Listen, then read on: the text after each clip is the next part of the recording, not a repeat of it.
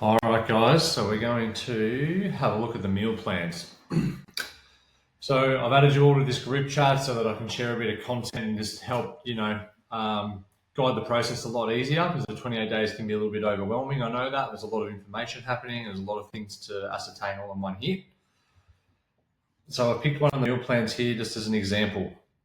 So we're just going to look through how we use these meal plans and how we understand them. Now, for most part, this stuff on the left here, not that important to you in the early days, all right? Because most of our focus is going to be around getting our protein goal, all right? And if we follow the recipes pretty well bang on, you're going to get there anyway. But we've created these for, three main reasons. And that is, a core part of the issue that we face during menopause is that there's probably not enough whole foods, and there's definitely not enough whole food protein coming in through most people's diets, and that causes fat gain. All right. So what we have done is prepared these meal plans in the sense of we want you to use whole food ingredients that you cook yourself, and a very minimal or nothing at all comes from a packet. So if you're in your first week or two, this is where you spend a fair bit of your time. For some of you who are in week 3 and 4, we can sort of move away from the meal plan a bit and move towards education, so you understand the process and how to do it yourself. But the meal plans are just here to help guide and set up the process for you. So if your meal plan is laid out like this, then you'll have a breakfast option. My main role is to help you understand the timing of these things. And I'll give you a brief overview now.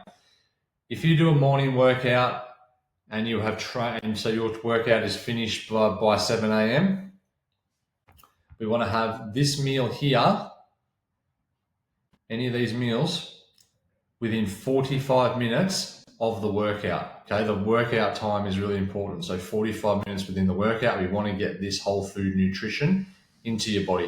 That's extremely important for preserving and building lean muscle mass, and building and preserving lean muscle mass is really one of the keys that's going to unlock your metabolic system to shift fat, support you hormonally, and down-regulate your stress.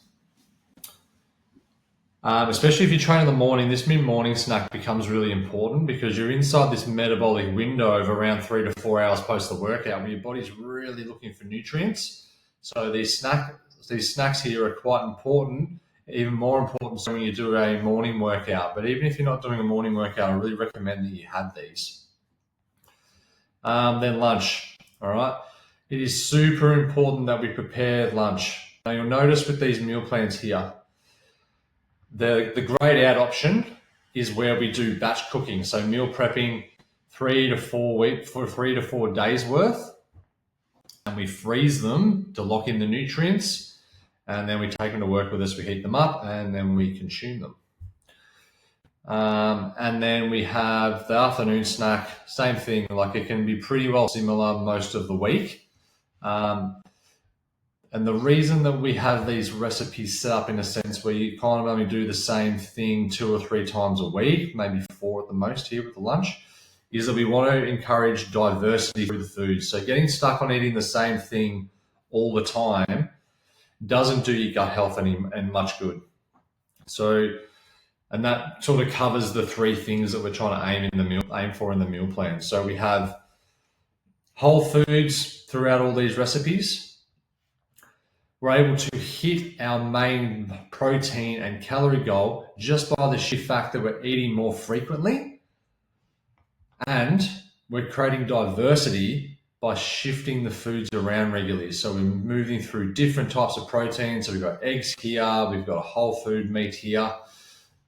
Same here, we're moving from eggs over to a mince meat. So we're encouraging our body to consume different nutrients, and this is extremely important for supporting our gut.